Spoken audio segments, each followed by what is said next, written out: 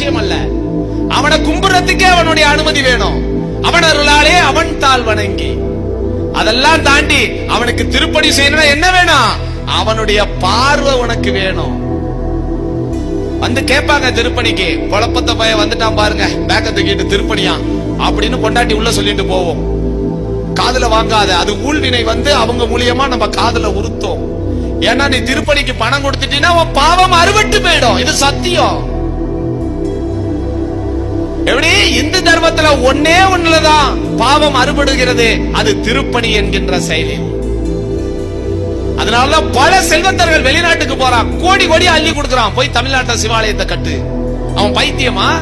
கோடி கோடியா பணத்தை அள்ளி. நீ நினைச்சுக்கிட்டு இருக்க, எங்க இருந்தோ ஒருத்தர் வந்தாரு, ஒரு அம்மா வந்தாங்க, 2 கோடிக்கு கோயில கட்டித்தாரன்ட்டு போயிட்டாங்க. நீ சந்தோஷப்பட்டுக்கிட்டு இருக்க. அந்த அம்மா உனக்கு கிடைக்கிற பாக்கியத்தை லாரி வச்சு அள்ளிட்டு போகுது. ஓ சந்ததி இந்த